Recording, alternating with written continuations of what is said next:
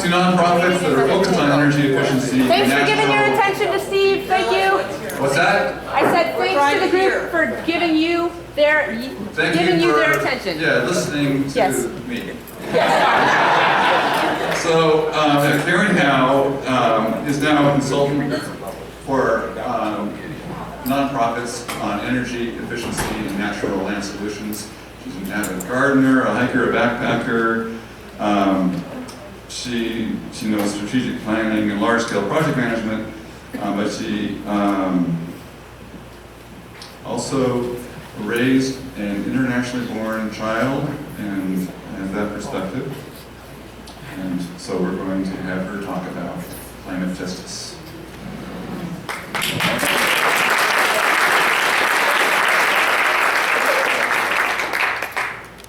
Hi everybody. I am a little bit overwhelmed to see we have such a good turnout here. And I'm not going to be talking most of the time this morning because I am so fortunate to be in the last slot that we're going to have a little chaos and bedlam in here in about, I hope in about 10-15 minutes. And it's going to be important if you are not sitting at a seat that has a piece of blue paper that looks like this in front of you, head over to the table there because we're going to do some teamwork and we're going to use these. These are going to be kind of important. And if you don't have any writing implements, pull out writing implements and we'll get started. So this topic, climate justice, is super important. We've had a lot of discussions, we've had a lot of training, we've had a lot of awareness around speaking to and connecting with people who might identify themselves as more on the conservative spectrum. But in the Northwest, we have some themes with particularly many of our congressional districts that might be self-identified as fairly on the progressive end of things. And so this is what we're going to focus on in this session. And you're all going to get a chance to do some stuff. And I hope to have some fun. And I think we're going to have a little bit of noise and chaos in here. And I think that will also be good as we're probably all tired of sitting, etc. So this topic, why is this important? One, it is important in part, really tactically. A lot of our members of Congress are very interested in the progressive movement and what's happening environmental and climate justice. I'll get into that in a moment. My member of Congress is particularly interested. So I'm pretty inspired to learn more about this. Who in this room would already perhaps see themselves as maybe an expert or knowledgeable in either environmental or climate justice? Please raise your hands. Awesome. Wow. Okay, so great. I'm hoping that you will be helpful, but also I've heard a range of things from I don't know anything about this topic. That's okay. So I don't see myself as the expert, but I'm super interested in this. And so I'm on the Environmental and Climate Justice Action Team for CCL. And it's a small team, and part of what I'm hoping is going to happen today is we don't have a lot of information really about targeted to speaking about or to people of some of the constituencies we're going to touch on today. So they helped me put this together, and Tamara back there helped me, and I hope to capture some content and some ideas from you all that will go back for CCL's reuse. We'll see how that goes. So this is a case where we're going to be on a feelings basis and a personal basis here. And so to start with, one of the things I would like you to do, everybody take your blue sheet of paper, and before we go any further, the image that's on there, or whatever you walk in this room with, I want you to write something about how you feel about this topic. I don't care what it is, clueless, excited, whatever it is, feelings words. Those would also be called adjectives. Be creative, and I'm just going to give you a few moments and just Don't worry about it, don't overthink it, just write them.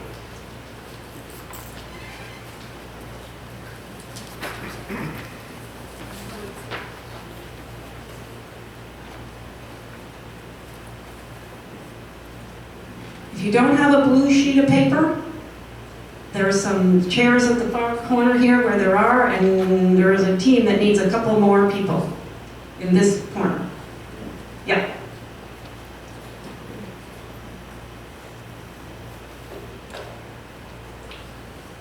Be creative.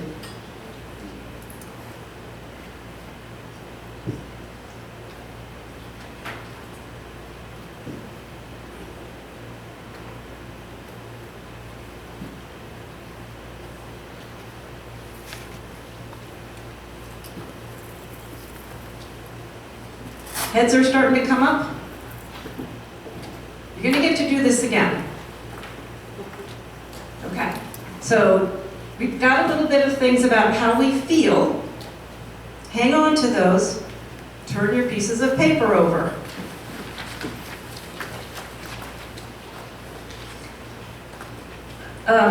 There's kind of I'll give a little bit of definition, but even in a climate justice movement, which I like to talk about this as, sort of like climate change. It's huge, it's diverse. There's a ton of organizations, international, national, local. I'm not going to try to teach you all that today, but you're going to get a little bit of insight into some of those. And one of the ones I wanted to highlight is here. There's a big youth movement around climate justice. And when I started this idea of this topic, I talked to the folks in the Environmental and Climate Justice Action Team, and the obvious thing would be bring in some panelists and tell us about this. And they said, oh no, CCL is not ready. So I see one of my experts here is super nodding ahead, and they were like, you know, we did that at the Mid-Atlantic Conference. It was not pretty. So we've had a lot of sensitivity in conservatives, but sometimes some of the other points of view may trigger us. And so they suggested, very wisely for me, I'm going to show you a video that instead gives a flavor of one element of the climate justice movement. While this goes, I want you to take the other side of the paper and write feelings words again as you listen to this. To stand up and ignite a movement that will change the mindset of every person on this planet. In fact, I believe it's what we were born to do. And the reality is, we don't really have a choice. The earth is calling us. Future generations are screaming at us.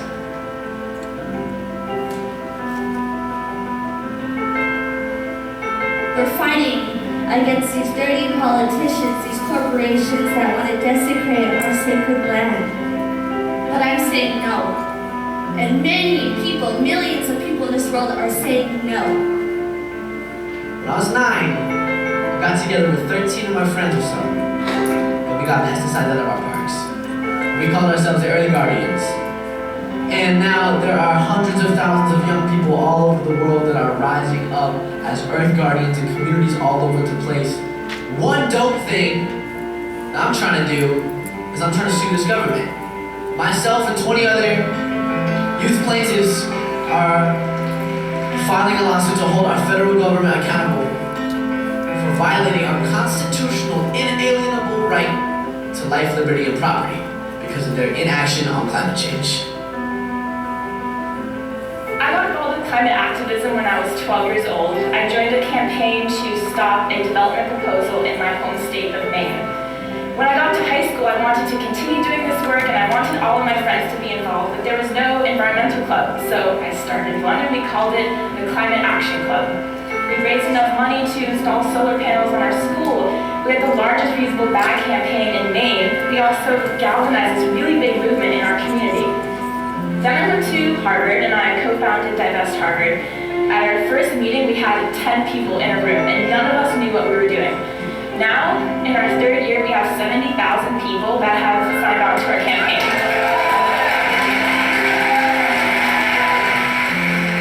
I'm I'm very proud of the youth that are standing up. I'm very proud to see the essence in the children because that's beautiful and we cannot take that away.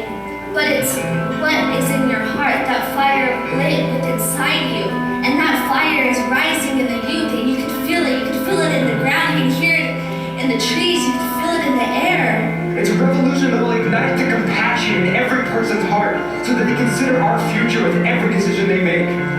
So the time has now come for us to take matters into our own hands. So now let me ask you, who is ready to stand up, unite together across generations, and start a revolution that is so loud, so provocative, and so unquestioning that we will be impossible to ignore. Let's make it happen.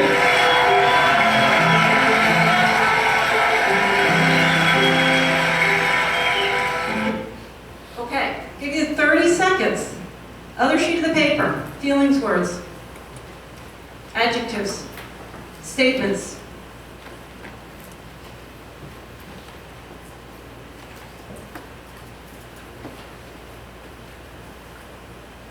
Notice if they've changed.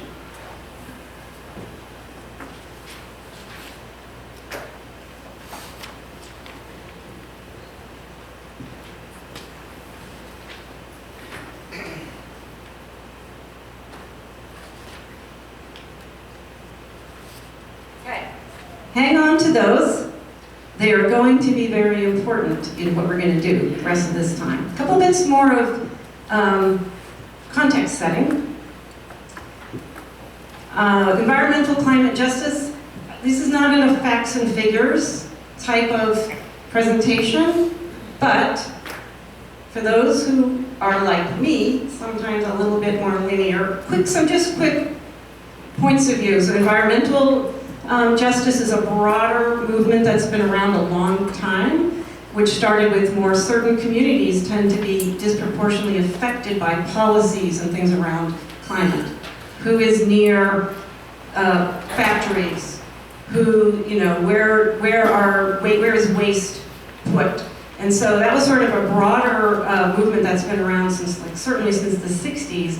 And climate justice is more current, but really combines, instead of so much of just the things like clean water conditions or concerns and toxic waste, social and environmental things together. We're going to explore that further, but just to have sort of an umbrella if you're just hearing some of that terminology. So today, this is about relationships. What I love is CCL not only has values, the values are really defined. What do we mean by relationships? And then we're going to do some role playing and we're going to practice developing some relationships. So in the CCL way. So I've highlighted some of the words here. I think we all practice this all the time with our members of Congress. Things like listening and being generous, finding common values, understanding our own biases. All things we practice, we get a lot of training on, but when we get triggered, we sometimes forget these things. Or when we're challenged or confused, we may forget some of these things. So as a reminder, the exercise we're going to do, I particularly say, thinking about your own biases. We're outcomes oriented. So thanks to the climate camp people, who was at climate camp? Climate camp people, oh, thank you, dear friends. CCL, we're very outcome oriented.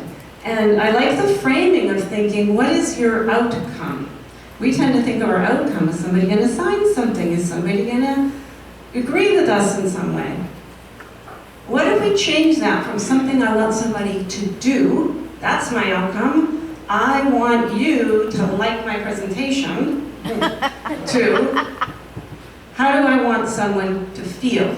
So as I thought about this last session of this conference, my outcome, I started with, oh, I've got the last session. How do I want you to feel? I want you to feel like you're still awake. I want you to feel like it's a little bit fun. And I want you to feel like you're a little more skilled at something.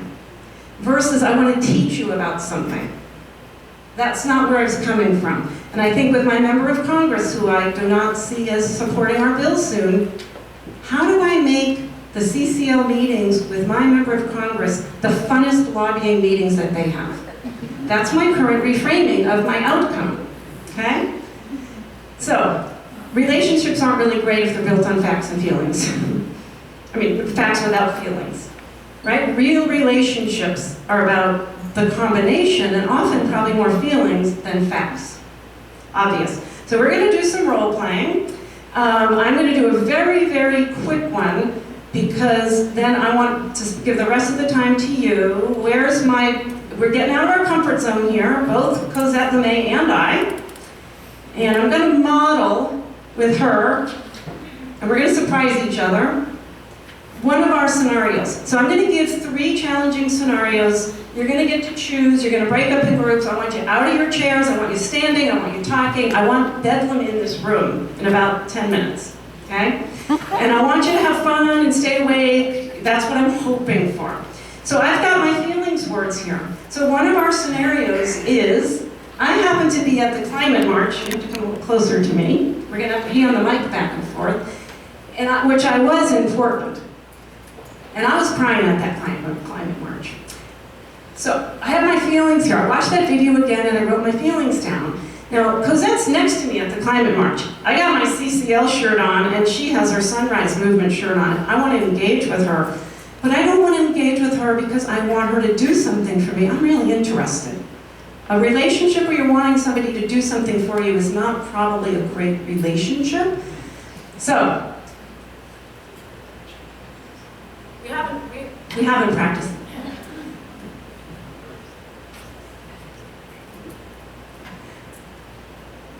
Wow, those speakers were amazing. Oh, I see you're from the Sunrise Movement. You know, I'm so inspired today by what I heard and by the speakers. And I'm really proud of young people like you, which I am. But I have I'm confused about a few things with the Sunrise Movement. I'm wondering if you would be willing to talk to me a little bit.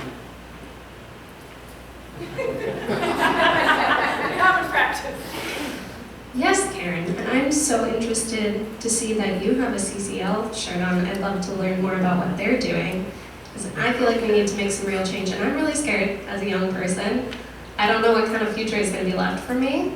I like to see you out here as well, because youth, we're not necessarily in positions of power, but I'm so glad we can all be here and talk about it and take action. So what do you think about the Green New Deal? Okay. You can see we're practicing right here. So that's one of our scenarios. So she's going to ask me, as CCL, that's the one? As CCL, what do you think about the Green New Deal? Huh. Wow, I'm interested. I'm really impressed that you are asking me about something, but first I really want to understand a little bit more where you're coming from. What do you think about the Green New Deal? Well, I like it because I think that we need a total green revolution. We need to affect change across the board. So that's why I'm for it, and I think a lot of young people have gotten very excited. Huh, interesting. You know, one of the things that I'm really confused about when I hear the things with the Sunrise Movement is the Green New Deal feels to me really big and really long-term. And I'm honestly really interested in, what do you think we should be doing now, this year? Yeah, that's a good question, and that's the hard thing to figure out, right? But I just think this framework that we're trying to work on is fundamentally flawed, so we need to find ways to be chipping away at that now. I mean, the framework, what kind of framework are you talking about? Well, I just think there are issues we need to be tackling in so many different directions. I mean, I do feel that it is big, right? But we need to be protecting our communities that are most vulnerable. I'm really concerned about how our frontline communities are going to experience climate change, and folks that are just more vulnerable to changes in the climate. So I think we need to be tackling that from a lot of different angles. Yeah, you know, I agree with you. Anyway, I'm going to stop there. So that was a little canned, as you can see, but that is one of our scenarios, and there's 3. So I'm going to go into now. Thank you. Cosette.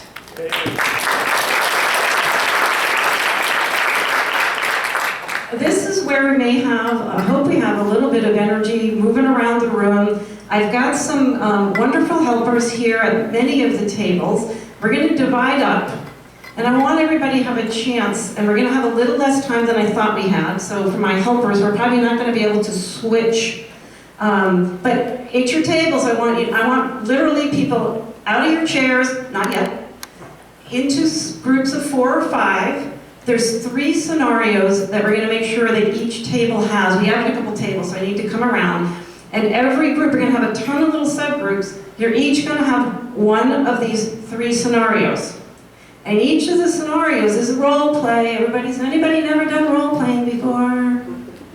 Okay. Role play is, there's going to be the opportunity for 2 different roles.